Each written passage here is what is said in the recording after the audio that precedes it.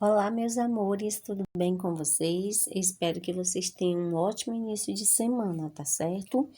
Hoje nós vamos falar sobre o fim do Estado Novo e o governo Dutra, tá certo? No ano de 1945 a 1950. Então, gente, nós podemos observar que dentro do nosso estudo, do nosso livro, a partir da página 15 de História, nós vemos que a Segunda Guerra Mundial, ela trouxe aos brasileiros novas expectativas políticas, tá certo? A população, ou seja, o povo começou a perceber o perigo comunista, né, que foi usado por Getúlio Vargas como uma justificativa para ele se manter no poder, mas isso não era algo real. Tá certo? Então, o povo começou as manifestações, né, pela reabertura política, ou seja, a redemocratização do país, tá certo? Então, vamos bem a fundo aí, estudar sobre a Segunda Guerra Mundial. Então, no ano de 1939, gente, nós sabemos que teve início a Segunda Guerra Mundial. Então, aconteceu a disputa entre os países de orientação fascista, né, e autoritário. Que países eram esses? Era a Alemanha, a Itália e Japão.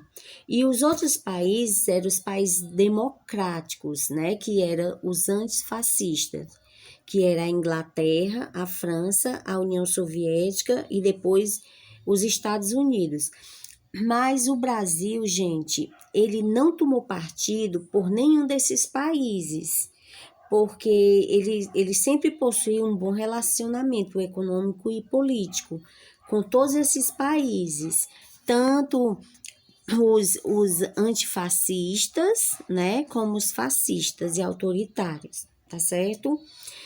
Mas aconteceu aqui em 1942, o Brasil ele firmou um acordo com os Estados Unidos, né? Queria romper com os países autoritários. Então, o que foi que aconteceu? Aconteceu que quando o Brasil tomou essa decisão, então os alemães eles atacaram os navios brasileiros por todo o mundo, inclusive no litoral brasileiro, tá certo? Então, dessa maneira, em resposta a esses ataques, Getúlio Vargas, com o apoio da população e de seus ministros, tomou partido, né, e começou a participar da guerra, enviando mantimentos para os países democráticos e antifascistas, tá certo? Agora nós vamos adiante. Então, nós vamos falar agora sobre as contradições da Era Vargas e o fim do Estado Novo, tá bom? Então, vamos lá. Quando o Brasil entrou na guerra ao lado dos países democráticos e antifascistas, ficou evidente a contradição de Getúlio Vargas, né? Como eu falei no início.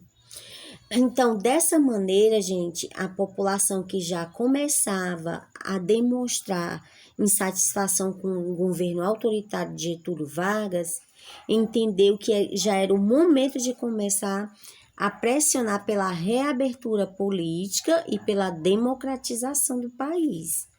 Então, olha aí as manifestações, né? Então, aconteceram as manifestações, muitos populares, né?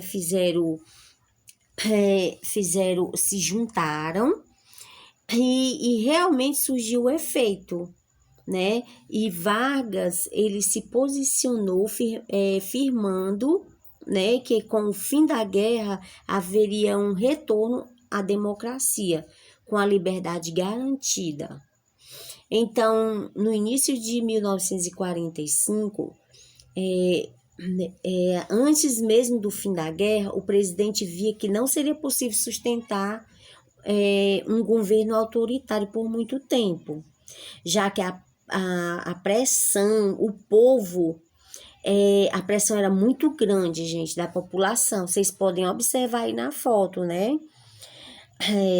Estudante, ó, União Nacional dos Estudantes, várias pessoas ali lutando pelo fim do Estado Novo mesmo. Então, nós vamos passar agora e falar mais detalhadamente sobre as eleições, né? No próximo slide, de 1945 e o governo Dutra, a partir de 1946. Então, com o fim das eleições, os grupos políticos, eles se reuniram, né, para se decidirem quais seriam seus candidatos. Então, eles começaram a formar novos partidos políticos. Você pode observar aí. Nós podemos perceber no livro de vocês, na página 17, que Eurico Gaspar Dutra era ministro da Guerra de Vargas. Ele colocou seu nome na disputa eleitoral pelo Partido Social e Democrata, né? Pelo PSD. Então, apesar dele ser ministro durante o Estado Novo, Dutra, ele apresentava divergência de Vargas, né? Portanto, se colocava como uma oposição moderada, né, ao modelo que estava ali no momento. Então, em maio de 45, foi fundado o Partido Trabalhista Brasileiro, o PTB, né, que lançou Getúlio Vargas à presidência. Então, a escolha, gente, possui uma lógica muito convincente, que apesar das críticas, né, ao modelo autoritário, grande parte da população intensificava Vargas como um bom governante. Por quê? Porque, quer queira, quer não, ele lutava pelos interesses dos brasileiros, do povo, tá certo? Além do seu interesse pessoal também, que ele tinha o interesse de continuar a se manter na presidência.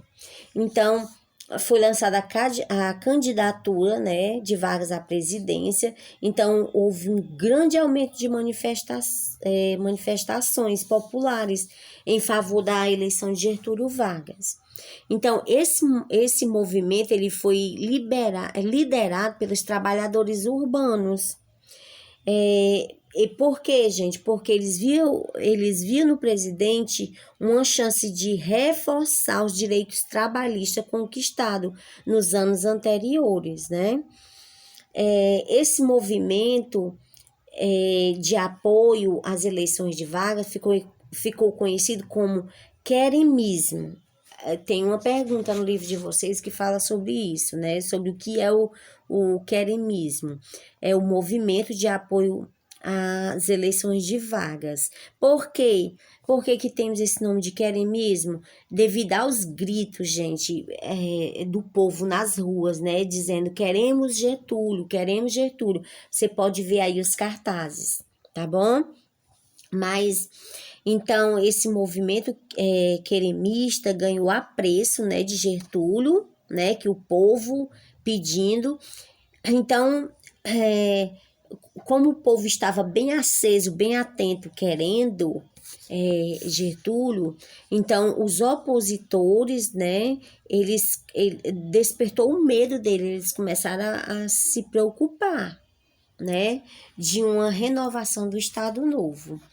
Então, vamos aqui continuar falando que os militares, eles pressionaram, né, para que Getúlio Vargas deixasse a presidência e desistisse da candidatura. Mesmo contrariado, Vargas, ele decidiu, por obedecer às ordens dos militares, e no dia 29 de outubro de 1945, ele deixou o poder e acabou com o Estado Novo, né?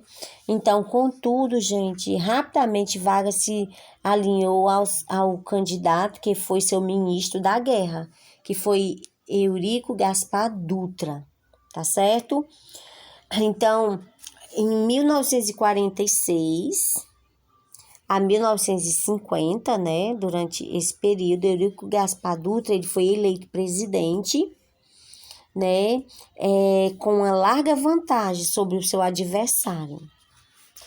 Então, vamos observar aqui na página 18, que teve algumas inovações, né, decorrentes nesse tempo. Então, vamos ver as principais mudanças que ocorreram nesse governo aí de Dutra. A possibilidade de formação de uma comissão parlamentar de inquérito, né, para investigar irregularidades políticos, que todos os brasileiros, homens e mulheres, alfabetizados e maiores de 18 anos eram eleitores, né? Outra principal mudança, a extinção da pena de morte e da censura. Não deveria ter mais pena de morte. E a liberdade de pensamento e de expressão. Aí, mais lá no final do seu livro, gente, você pode observar que, apesar dele ser eleito e tudo, foi um governo, né, que enfrentava diversos problemas, principalmente na ordem da economia. O Brasil, nessa época, ele tinha pouco dinheiro, tá certo? E, além do pouco dinheiro, ele diminuiu a geração de emprego, tá certo? No governo de Dutra. Então, gente, eu espero ter contribuído com vocês. Que Deus abençoe ricamente a vida de cada um e realize as atividades propostas. Um grande abraço e até a próxima.